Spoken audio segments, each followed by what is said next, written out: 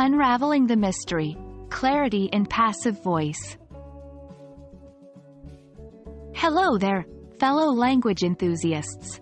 Today, we're going to delve into the world of English grammar and specifically talk about a very interesting yet often misunderstood concept, the passive voice. More importantly, we're going to look at how we can maintain clarity in passive voice sentences and the common mistakes that could lead to confusion. Before we move ahead, let's do a quick recap. In a passive sentence, the subject is acted upon by the verb. For example, the ball was kicked by John. Here, the ball, which is the subject, is receiving the action of the verb, kicked. Now, the passive voice can be tricky to use correctly and clearly, but don't worry, that's what we're here for. Clarity in communication is essential, and language is our tool to achieve that.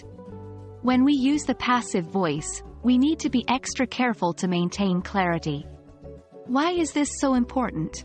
Well, without clear and concise sentences, your audience might misunderstand what you are trying to say. They might get lost trying to decipher the meaning of your words, and that's something we want to avoid. There are a few common mistakes that can make your passive sentences unclear. One common error is leaving out the agent in a passive sentence. The agent is the doer of the action. For example, in the sentence, the ball was kicked. We don't know who kicked the ball.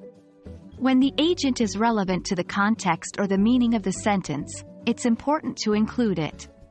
Another mistake is using passive voice unnecessarily. Remember, not every sentence has to be in the passive voice. Sometimes, using the active voice can make your sentence much clearer.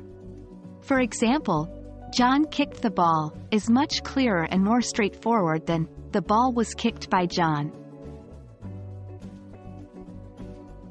Let's look at some practical tips to avoid these pitfalls and maintain clarity in our passive voice sentences. 1. Always consider your audience. Who are you writing or speaking to? What do they need to know?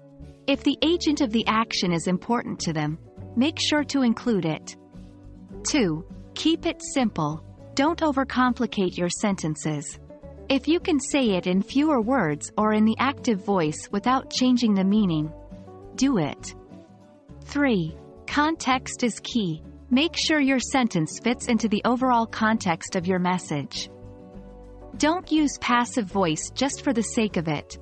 Use it when it truly enhances your message. And there you have it. We've unraveled the mystery of maintaining clarity in passive voice sentences.